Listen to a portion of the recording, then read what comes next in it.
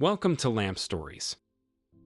My wife, Batty, believed I was oblivious to her clandestine plans, assuming I was either foolish or blissfully ignorant of her growing romantic involvement with her co-worker, Brian.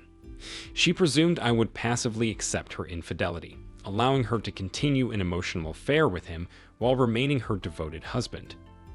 However, little did she realize that I had been harboring suspicions for quite some time. I observed the subtle changes and unmistakable signs of unfaithfulness. Despite my attempts to discuss my concerns with her on numerous occasions, my worries were consistently dismissed. Batty adamantly denied any wrongdoing, attributing my unease to baseless insecurities and possessiveness. Faced with her persistent denial, I reluctantly hired a private investigator, unwilling to turn a blind eye to the truth. My stance against infidelity had been clear from the outset of our relationship, reiterated over the course of our 10-year marriage. Seated in the office of John Thompson, the private investigator, I experienced a mix of emotions as he presented his findings. Relief washed over me when he clarified that Batty had not engaged in physical infidelity. However, that relief was short-lived when he added the ominous word yet, suggesting that her romantic involvement with Brian was a ticking time bomb. According to the PI report, Batty and Brian had developed a close bond, colloquially referred to as work spouses. Disliking the term, I firmly asserted that Batty had only one spouse, me. The evidence presented included daily lunches, hand-holding, close proximity, and intimate moments captured in photographs. The infuriating images fueled my anger towards Brian. In addition to lunches, the lovebirds would work late together frequently, even though there was no valid reason to do so. It was as if they wanted to avoid going home to their respective spouses and milk as much us time out of each day as possible. The PI, having monitored Batty's communications, provided me with a summary of their emails and texts, acknowledging the illegality of his actions. Although I couldn't use the evidence in a divorce, it served my personal need for confirmation. Thompson refused to provide actual copies of the messages, but assured me that, despite heated conversations and occasional attempts by Brian to belittle me, Batty never spoke disparagingly of me. The evidence confirmed their romantic involvement, even if the declarations of love were absent from their exchanges. While seated in his office, contemplating my next moves, Thompson delivered the most disheartening news yet. Brian's wife, unbeknownst to me, was going to visit her mother for a 3-day weekend, which gave Batty and Brian a chance to meet and cement their relationship. The sole obstacle standing in their way was my presence. They weren't sure how they could spend the night together if I were still around. Since I wasn't going out of town, it would be nearly impossible to get away with it. Various plans were considered. One was to tell me that Batty was going on a girls-only trip for the weekend, but the fear of me discovering the truth through her friends led them to discard the notion. Another proposal was to coax me into going out of town, with the suggestion of organizing a golf trip, meeting a resolute refusal on my part. Eventually, a novel but straightforward approach emerged: honesty. Brian, convinced I was predisposed to tolerate infidelity to preserve a semblance of marital bliss, persuaded Batty that her liaison with him would somehow enhance our family life and relationship. He convinced her that all she had to do was tell me what she had planned to do with Brian, and I would give in and let her do it. The audacity of Brian's assumption about me was astounding, but even more surprising was Batty's acceptance of his manipulative narrative. She had to know there was no way I would put up with it. If she didn't realize it, then she was mentally unstable. Thompson disclosed that this was the extent of the evidence they possessed. Armed with this information, I returned home and requested continued monitoring of Batty's messages. On Friday, Thompson informed me that Batty intended to confront me the following Monday after work. She planned to reveal her intention to go on a date with Brian that Friday night, involving dinner, dancing, and culminating in a night at a hotel. Subsequently, she will come home to me on Saturday or maybe Sunday.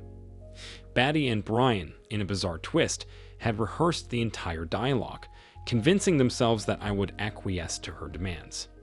Anticipating my initial upset and anger, Batty aimed to reassure me that it was a one-time occurrence, despite their mutual awareness of its ongoing nature. She even proposed post-intervention intimacy with me, as a reward for my supposed understanding. With only 2 days to prepare for the impending confrontation, labeled by Batty and Brian as an intervention, I resolved to turn the tables and transform it into my interdiction.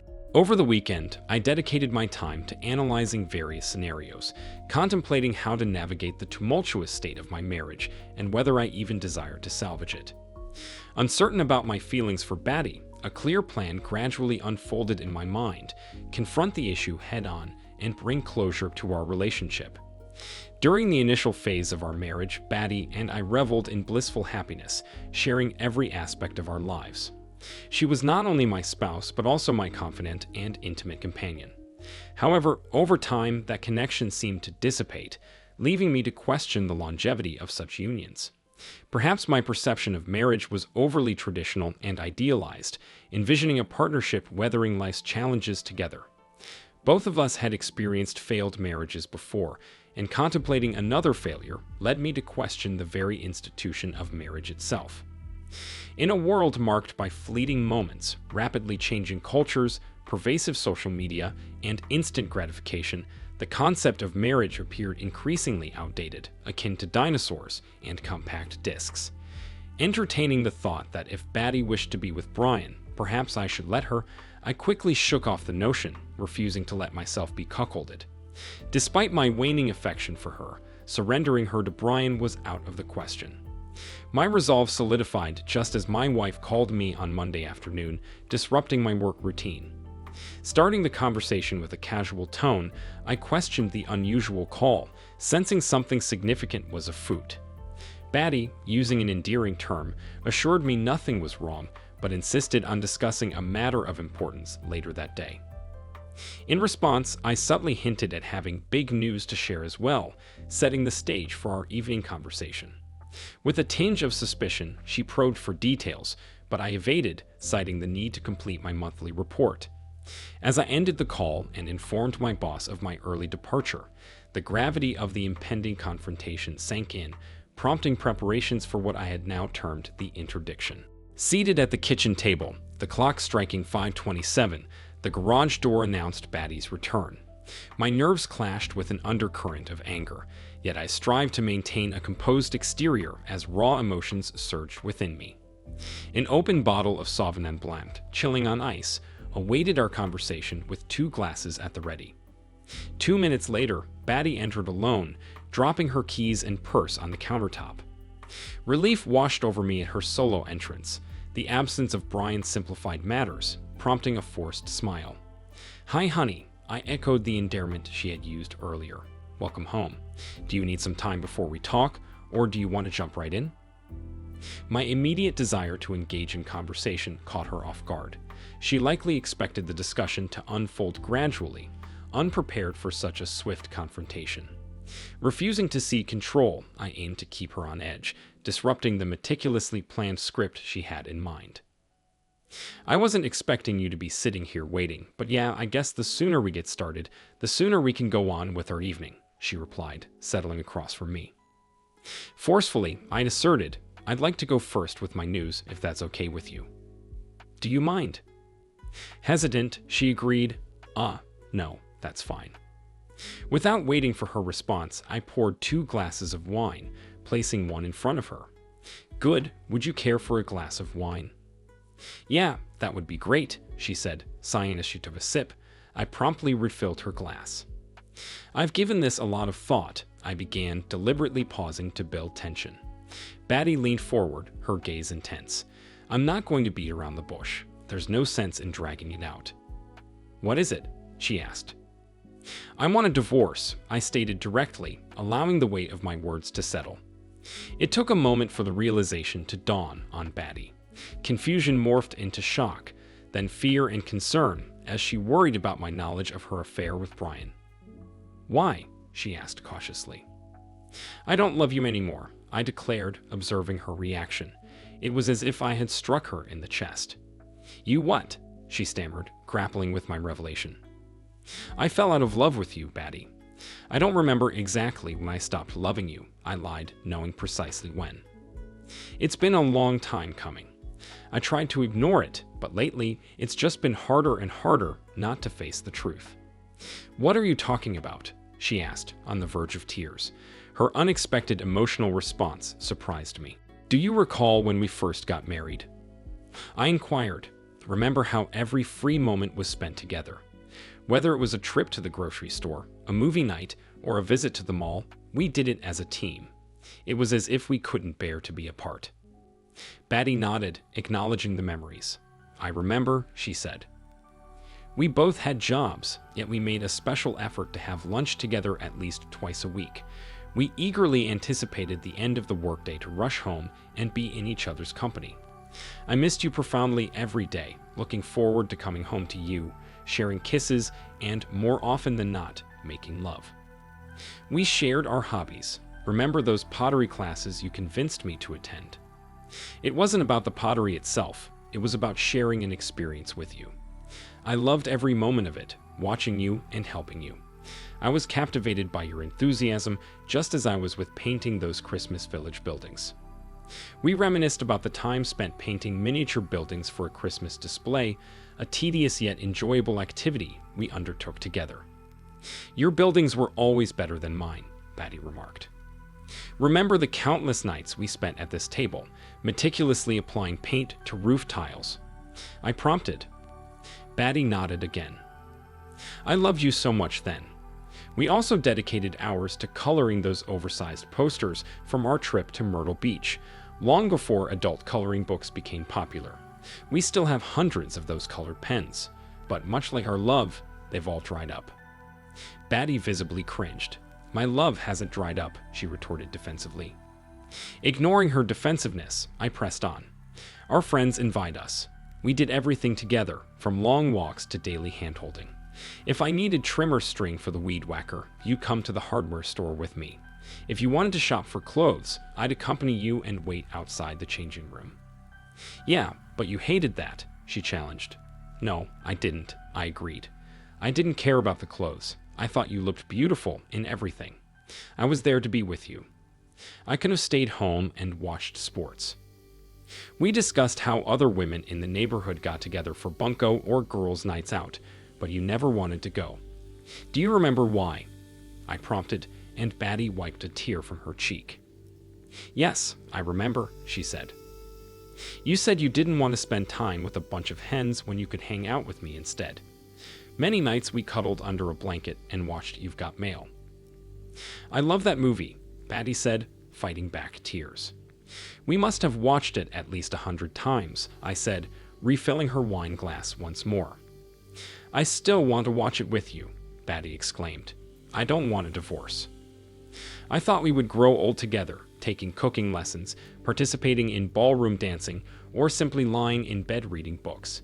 Anything as long as we were together. But, Batty, we've drifted apart. I don't have an exact starting point for when it began, I confessed, gazing into my wife's eyes. We went from having lunches together 2 or 3 times a week to a once-a-week lunch date.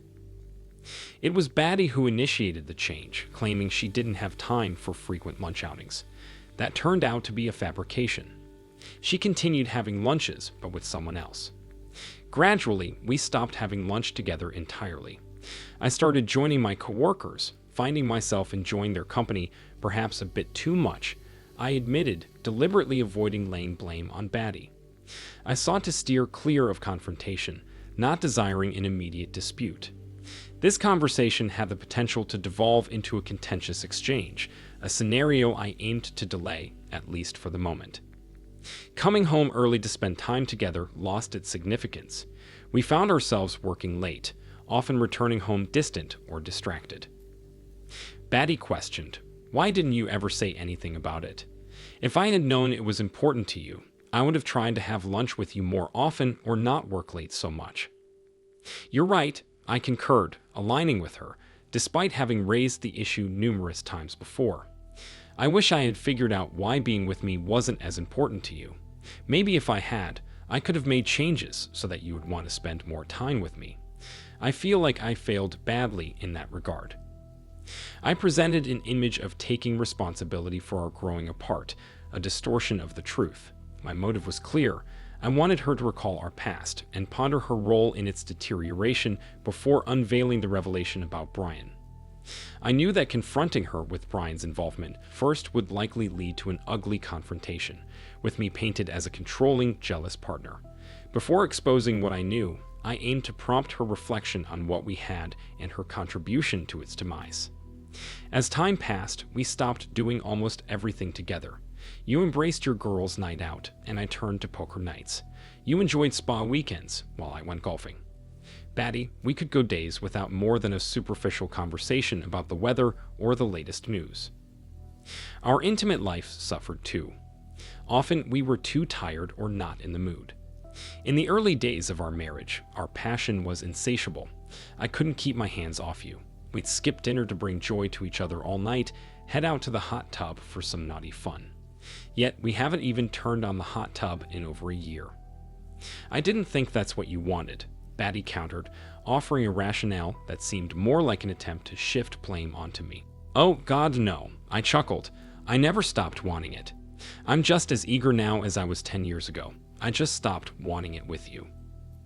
I could sense the depth of the cut, as she believed she had been the one rejecting our intimacy. Despite the pain, I found a bitter amusement in the situation. What? Batty's voice cracked. She seemed genuinely surprised. You didn't want to be intimate with me. I've lost all interest in being intimate with you, I admitted into the tense atmosphere. You became distant, unresponsive. It felt like you wanted it to be over quickly, so you could return to something more interesting, like knitting. All this time, I still craved the weekend bed marathons we used to have. Hell, you didn't even want me to give you pleasure. You did not, Batty argued. You came in me. You what? She shouted. Sorry, Batty, I added, twisting the knife. It's me, not you. She stared at me, her tears dried up, her face red. It wasn't clear if it was from anger, frustration, or embarrassment. I refilled her empty wine glass. She took a long swig. It was just a matter of time, I continued, before we would start finding someone else with whom we wanted to spend our time. I purposely left the subject ambiguous, knowing she assumed it was me. Suddenly, she spoke angrily, are you cheating on me? Have you fallen in love with someone else? Batty, you know how I feel about infidelity. I swore an oath to you when we got married, and I take that oath seriously. I know your first husband cheated on you, just like my first wife slept with a coworker behind my back. I would never do that to you, just as I know you would never stoop so low as to try to cuckold me by cheating with another man. How could you think I would do that? I'm sorry, she apologized. You're right. I know you wouldn't do that. She looked guilty and couldn't meet my eyes. Her hands were shaking. We're waiting until we're divorced to hook up for the first time, I declared, strongly implying that I had a new love interest. And that's where I get back to my big news.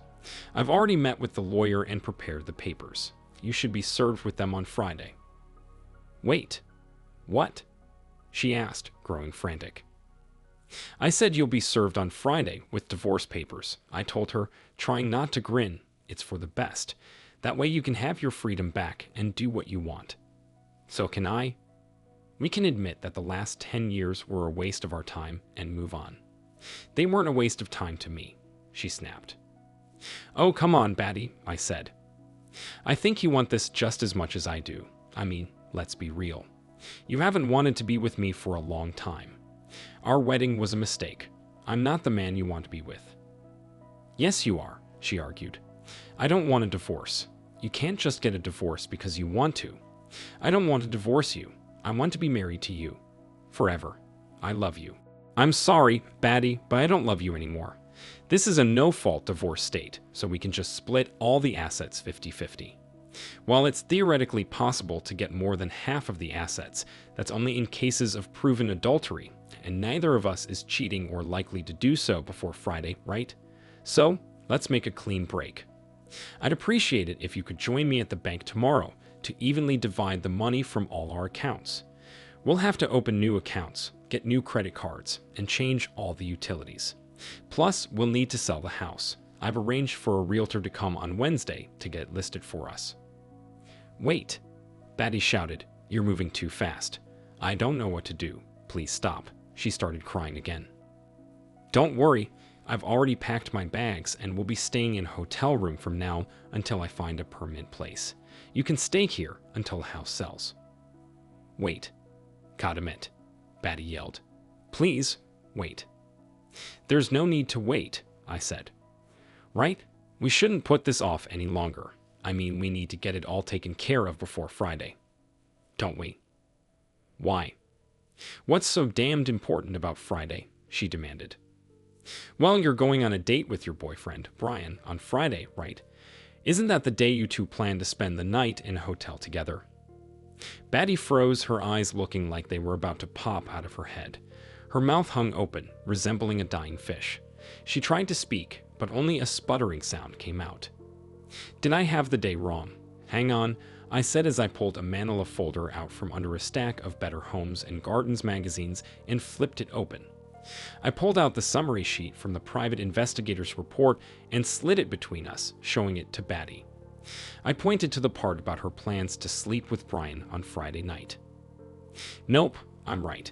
See, it says right here, you and Brian have reservations at the Gaylord Texan for this Friday night."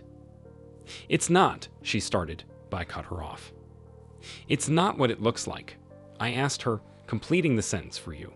"Oh, do I need to show you the photographs of you and Brian making out at lunch?" She stared at me as the tears flowed again. "I'm sorry," she said softly. "Now I remember when it was I stopped loving you," I said with a big smile on my face. "I stopped loving you the day I found out you were planning to turn me into a cuckold with your coworker, just like my ex-wife." "I'm sorry, honey," she whispered, trying desperately to convince me I don't love Brian. It was just a fling, something to spice up our relationship. I'd go over to his place for the night, and then you and I would do it all weekend like we used to. Brian said you'd love it, that it would turn you on and spice up our intimate life. Yeah, that's the way to diversify our intimate life. Instead of engaging in intimacy with me, you brighten it up by sleeping with someone else. That makes sense. No, but well, she couldn't even get the sentence out. She changed tactics. Brian said you would do it if you want me to be happy. I want you to be happy, I said. I want you to be happy with me like we were once. I don't want you to be happy with some other man. Did you become stupid or something? How could you think I would be okay with this? You had to know how I feel about infidelity. I did, but she struggled for some way to rationalize her actions. This wouldn't be infidelity. I wouldn't be cheating. You would give me your permission. Not in this lifetime, I said. I know that now. I should have realized it all along. I don't know what I was thinking. I guess I was bored and lonely. Brian got me excited again. Bored and lonely? How could you be bored and lonely when we were happily in love and enjoyed all our time together? I don't know, but she began again. Did you ever stop to think that you were bored and lonely because you cut us off? You stopped having lunch with me. You stopped spending time with me and doing things with me. You chose to avoid me and put yourself in that situation. You chose to spend your time with him instead of me. So, if you were bored and lonely, you created that condition specifically so Brian could take away the boredom and loneliness.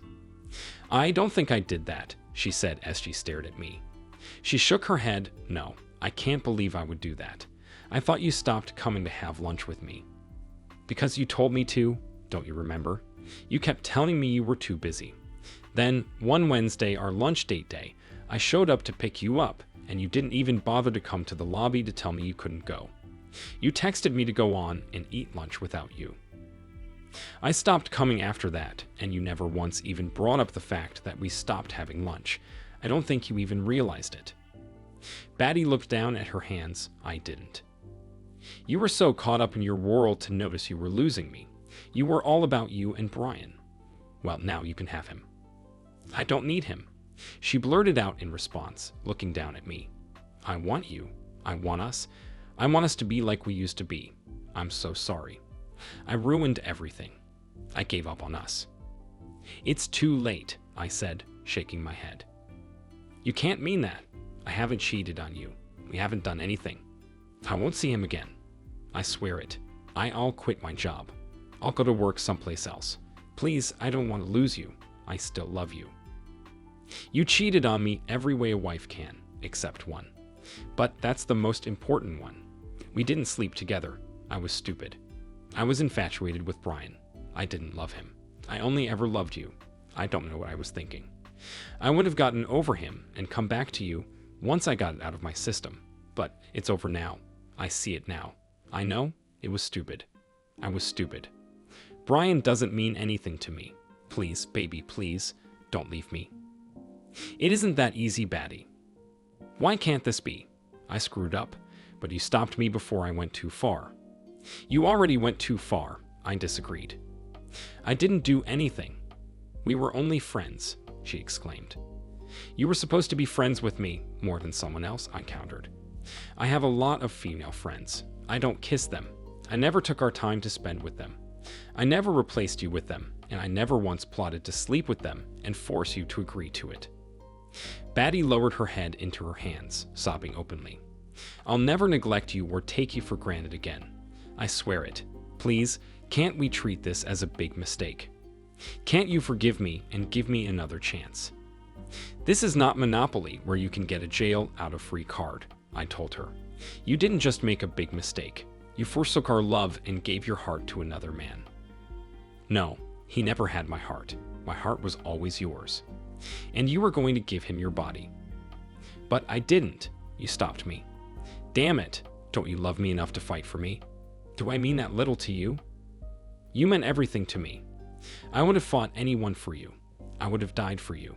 Now, I wouldn't piss on you if you were on fire. Batty let out a shrieking wail. She grabbed my hands and tried to pull me to her. No, please. You can't mean that. I'm so sorry. I'm so sorry. You have to believe me. I believe you're sorry, I said. That shows me you're not a completely self-absorbed and heartless. Then, can you give me another chance? Please, I'm begging you. Please don't throw me away. I'm not throwing you away, Batty. You did it for me. I truly do believe you're sorry. I do. Maybe someday I can forgive you, but it doesn't change anything. I do not love you any longer. It's over. But don't worry, you always have Brian to comfort you. Brian is married, she said between sobs. He only wanted to sleep with me.